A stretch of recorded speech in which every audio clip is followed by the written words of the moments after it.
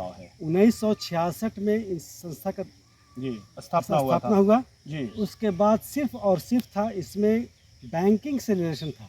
अच्छा। बैंक में किसान को ले जाया जाते थे जी। अध्यक्ष लोग, और उनका लोन दिलवाना अच्छा। और खाद दिलवाना, अच्छा। सिर्फ इसी पर मुनहसर थे लोग। अच्छा। आप देख रहे हैं बिहार आजकल और मैं हूं इमरान अली। आज मैं यहां पे पहुंचा हूं, ये आमस प्रखंड का अकौना पंचायत है और इस पंचायत के पैक्स के अध्यक्ष हैं रशीदुल हक साहब। रशीदुल हक साहब से हम बात करेंगे पैक्स को लेकर कि ये जो पैक्स है इसका क्या काम है, पैक्स अध्यक्ष के रूप में ये कौन सा काम कर पा रहे हैं, कितना काम कर रहे हैं और किस तरह से किसानों को लाभ पहुंच रहा है। पैक्स अध्यक्ष के रूप में अब तक इन्होंने क्या कुछ किया है, तो हम बात करते हैं। रशीदुल हक साहब, आपका बिहार आजकल में स्वागत है। पहला सवाल कि पैक्स का क्या काम है, क्या जिम्मेदारी है आपकी एज ए पैक्स अध्यक्ष, क्या काम कर रहे हैं आप और पैक्स का क्या काम है? पैक्स से काम, ये संस्था प्राथमिक कृषि साख सहयोग समिति है। इसमें किसानों से रिलेशन ये है कि किसानों का धान लेना और उसको सरकार के थ्रू जमा करना। और इसमें 2-3 तरह का और है। जैसे किसानों का रिलेशन ये है कि धान, ये खाद बेचवाना, और पीडीएस भी सरकार दी है जी। बिहार गवर्नमेंट पीडीएस भी दी है इधर हाल फिलहाल में। मैं तो 15 साल के अंदर में प्राथमिक कृषि साख समिति मतलब पैक्स का डेवलपमेंट हुआ है, माननीय मुख्यमंत्री जी के द्वारा किया गया है। और उसके बाद इसमें और कुछ नहीं है, किसानों से रिलेशन यही है कि किसान का ज़्यादा से ज़्यादा धान पैक्स में दिया जाए और उसका पेमेंट 24 घंटा के अंदर किसानों के खाता में पहुंचाया जाए, पैक्स अध्यक्ष के द्वारा। जी।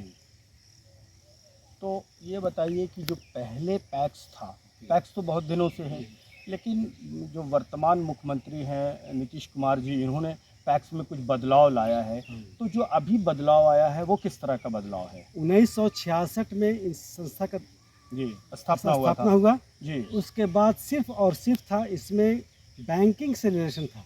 अच्छा। बैंक में किसान को ले जाया जाते थे अध्यक्ष लोग, और उनका लोन दिलवाना। अच्छा। और खाद दिलवाना। अच्छा। सिर्फ इसी पर मुनहसर थे लोग। अच्छा। मैं माननीय मुख्यमंत्री जी जब से बने, उसके बाद इसमें धान का, किसानों का धान लेना पैक्स से जिम्मा दिया गया।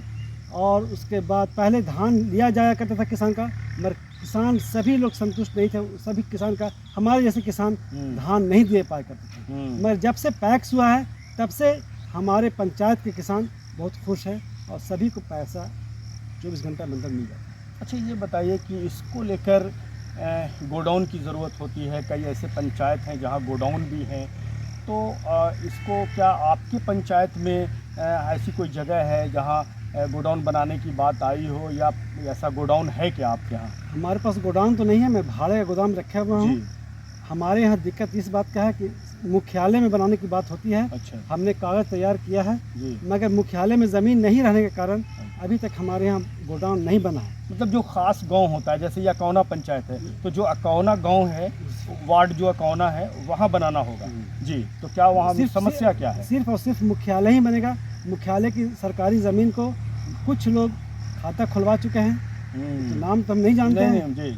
नाम तो नहीं जानते हैं, मगर एक नहीं 2-2 आदमी खाता खुलवाए हुए हैं एक ही ज़मीन का, जिसके कारण अलॉटमेंट हमको नहीं मिला ज़मीन का। अच्छा। अब डीएम का इतना पैरवी तो है नहीं कि हम डीएम के यहाँ जाएँ, मगर इसका लोग को जानकारी दे दिया। माननीय हमारे डीसीओ साहब हैं डिस्ट्रिक्ट में, उनको बताया कि मुख्यालय में ज़मीन नहीं रहने के कारण हमारे यहाँ गोदाम नहीं बन रहा है, जिसके चलते कठिनाई बहुत होती है धान रखने में, रख रखाव में। मांग किया है आपने? मांग किया जी कि धान रख रखाव में बहुत कठिनाई होती है, जिसके कारण किसानों का धान कम लिया जाता है। अगर हमारे पास गोदाम होता सरकारी तो लगभग 100% किसान का धान लिया जाता जी।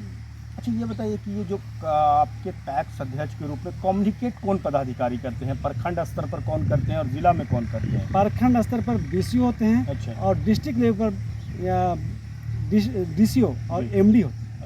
तो क्या बैठक कितने दिनों पर आप लोगों की बैठक? वही बैठक सिर्फ होती है धान जब क्रय होता है तब डीएम्स भी होते हैं उसमें। अच्छा। डीसीओ भी होते हैं, एमडी भी होते हैं, और पूरे डिस्ट्रिक्ट के अध्यक्ष होते हैं। अच्छा, तो क्या आप लोग से कोई राय भी मांगी जाती है? हाँ, राय मांगी जाती है कि आपके क्या क्षमता है, धान लेने का टारगेट क्या है, उस पर block BO block agriculture officer जो हाँ, होते जो हैं। होते हैं वहाँ से रिपोर्ट भेजते हैं डिस्ट्रिक्ट में, DO को DO को DO वहाँ से भेजते हैं हमारे ऑफिस को। मतलब प्रखंड कृषि पदाधिकारी भी इन्वॉल्व रहते हैं उसमें? प्रखंड कृषि विभाग को वहाँ से जिम्मेदारी मिलती है अच्छा कि आप मॉनिटरिंग कीजिए कि धान लिया जा रहा है कि नहीं लिया जा रहा है किसान का। अच्छा, आपका कार्यकाल लगभग 2024 में पूरा हो जाएगा, तो आप अपने काम से कितना संतुष्ट हैं? आपको कैसा लगता है कि आप इस पद पर रहे तो कितना जिम्मेदारी निभाया? मैं बहुत खुश हूँ, मैंने किसानों का धान लिया है और इंशाल्लाह 2024 कार्यकाल पूरा होगा।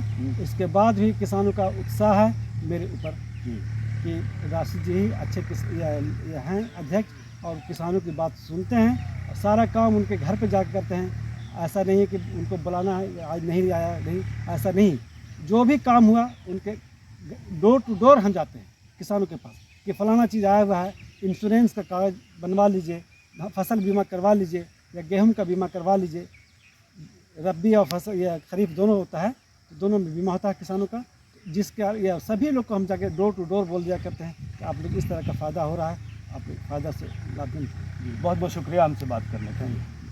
तो वीवर से रशीदुल हक साहब जो कि पैक्स अध्यक्ष हैं कौना पंचायत के, तमाम बातें बता रहे थे और ये वैसे भी कुशल व्यवहार इनका है और इस रूप में ये जाने जाते हैं। तो इन्हें उम्मीद है कि जो 2024 में पैक्स का दोबारा चुनाव होगा तो जनता फिर से इन्हें चुनेगी और फिर से ये अध्यक्ष बनेंगे। इन्होंने लोगों का दिल जीता है, ऐसा इनका कहना है। अब वो आने वाले समय की बात होगी। वीवर हमसे जुड़ने के लिए बहुत बहुत शुक्रिया।